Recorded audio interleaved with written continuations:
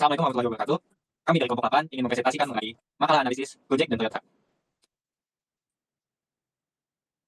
Perkenalkan, nama saya Muhammad Syarif Kajoti. Perkenalkan, nama saya Christopher Siswa Tirta Pramana. Nama saya Susanna Jamhulaini. Perkenalkan, nama saya Muhammad Tarino. Di sini merupakan referensi dari makalah yang telah kami buat. Next. Nah, masuk ke pertama yaitu latar belakang pertama menjelaskan tentang Toyota. Toyota adalah salah satu produsen mobil terbesar di dunia. Perusahaannya bermarkas di Tokyo, Jepang. Ini didirikan pada 2897 atau sekitar 82 tahun lalu. Pendirinya adalah Kiichiro Toyoda, anak tertua dari Sakaji Toyoda Sano, menjadi mesin Toyota yang semua membuat mesin dari pada awal 1900-an. Bagi orang Jepang, barangkali nama Kiichiro Toyoda layak disejajarkan dengan Thomas Edison. Kita hanya mengaku menjelaskan mesin Jepang, namun juga mempermudah kerja bisnis buru-buru penuh dengan mesin otomatis yang menambah kapasitas serta efisiensi produk. Tekstil kala itu, etos kerja terampil dan tak mudah menyerah secara langsung dipelajari kepada Kiichiro Toyoda, dan sejak kecil sudah terbiasa mendatangi edukasi di pabrik. Saya lulus dari universitas, ia pun bergabung dengan perusahaan milik keluarga, Toyota Automatic Works Ltd, yang kemudian menjadi Toyota Industries Corporation.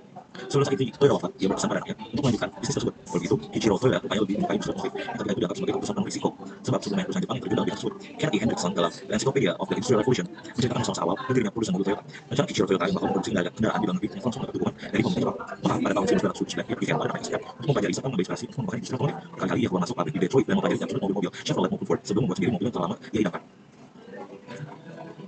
Sebelum dari mancanegara, sebuah mobil bernama model A1 akhirnya tercipta pada 1935. Menariknya, mobil ini bisa bertukar komponen dengan sedan Amerika, yang pada saat itu memang mendominasi Rolls-Royce jalanan Jepang. Tahun berselang, Kiichiro Toyoda pun kembali mendirikan Toyota Motor Company sebagai anak perusahaan Toyota Automatic Works. Nama Toyota sengaja dipilih karena dianggap punya keberuntungan lebih baik dan lebih mudah ditulis dalam bahasa Jepang. Sorotan dunia kedua, Toyota dilibatkan dalam produksi kendaraan militer. Ia lahir dari pabrik di Bluff, Honshu. Tokyo Kanban tinggi ini akan menjadi cikal bakal Toyota Land Cruiser yang sukses menjual di AS dan seluruh dunia di kemudian hari.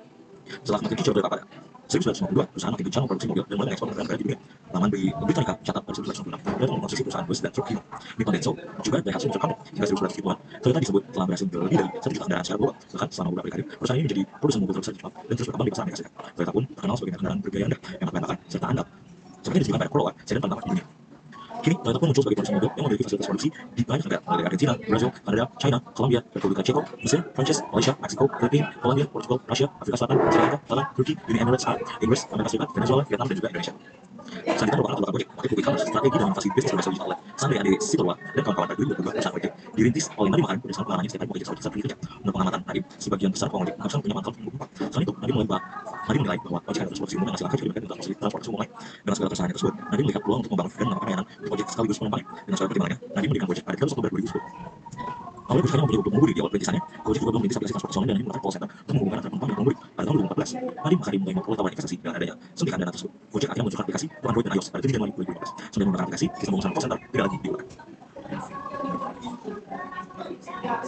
Lanjut ke bab 2, berikut beberapa teori yang belakang untuk menganalisis makalah ini. Yang pertama, kajian teori tentang faktor perubahan. Definisi tentang internal merupakan proses terjadi karena strategi baru menggunakan suatu organisasi, perubahan komposisi tenaga kerja, perawatan, dan sarana prasarana yang baru, serta sikap karyawan yang berubah. Eksternal, proses perubahan yang terjadi karena kebutuhan minat konsumen yang berubah, peraturan baru dari pemerintah, teknologi yang telah berubah, serta perubahan ekonomi. Selanjutnya, kajian teori mengenai proses perubahan. Yang pertama, unfreezing status quo, tahap awal dari proses perubahan. Pada tahap ini tujuannya adalah untuk membuat individu organisasi masih nyaman dengan kondisi yang ada sehingga mereka terbuka terhadap perubahan. Yang kedua, perubahan status baru setelah kondisi yang ada berhasil dicekkan. Tahap selanjutnya adalah melakukan perubahan itu sendiri. Pada tahap ini, perubahan yang diinginkan mulai diterapkan. Dan yang ketiga, freeze. Tahap terakhir adalah membukukan perubahan yang telah dilakukan agar menjadi kebiasaan baru. Tujuannya adalah untuk memastikan bahwa perubahan yang telah dilakukan dapat bertahan dalam jangka panjang. Selanjutnya akan dijelaskan oleh Devia. Oke, mari kita lanjut ke 2.3, yaitu kajian teori mengenai jenis perubahan. Yang pertama ada perubahan struktur. Perubahan struktur mengacu pada modifikasi dalam susunan atau organisasi suatu perusahaan. Ini bisa meliputi perubahan dalam hierarki, departemen, garis pelaporan, atau mekanisme pengambilan keputusan. Tujuannya adalah untuk meningkatkan efisiensi, fleksibilitas, atau responsivitas organisasi terhadap perubahan lingkungan. Lalu yang kedua ada perubahan teknologi. Perubahan teknologi melibatkan penerapan teknologi baru atau peningkatan penggunaan teknologi yang sudah ada dalam organisasi. Ini bisa berupa otomatisasi proses bisnis, penggunaan kontak lunak baru, atau adopsi teknologi digital. Lalu yang ketiga ada perubahan orang. Perubahan orang berkaitan dengan perubahan dalam perilaku, sikap, keterampilan, atau jumlah karyawan dalam organisasi.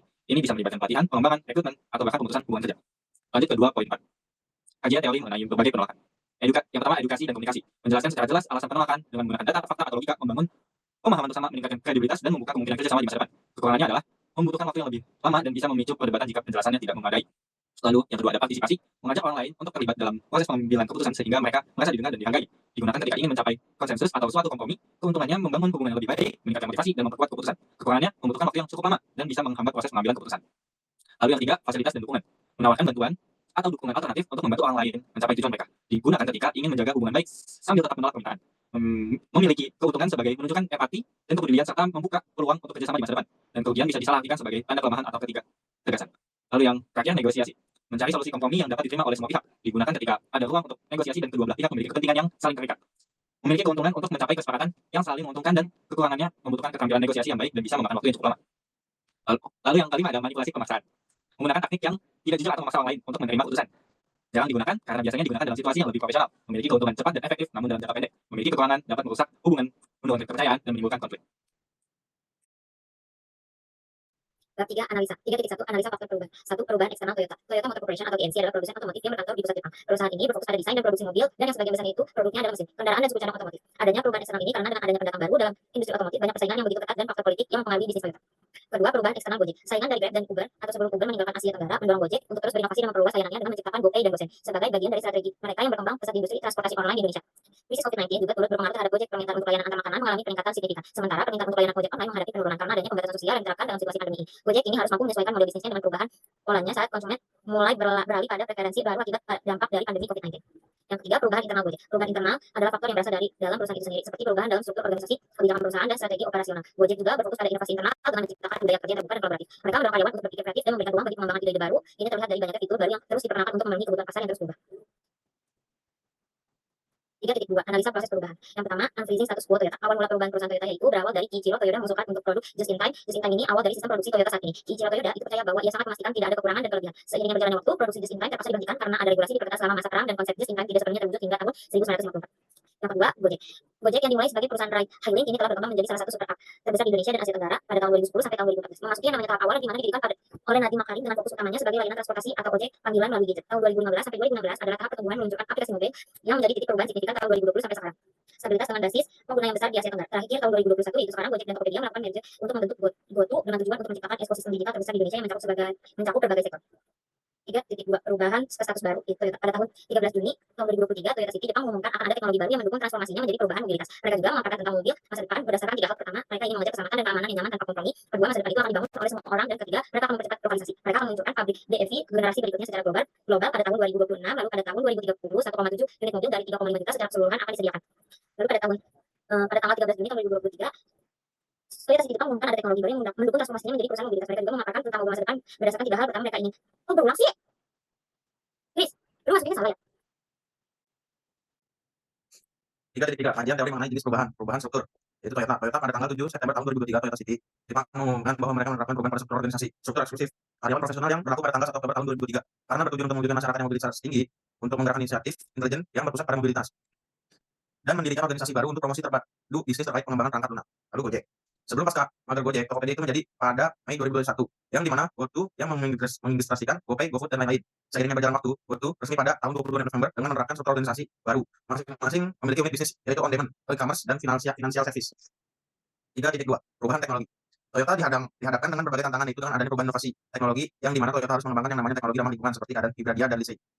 Lalu Gojek. Dengan adanya inovasi baru, Gojek semakin menjadi andalan masyarakat, yang dimana saat ini aplikasi Gojek telah diunduh lebih dari 190 juta kali per Juni 2021.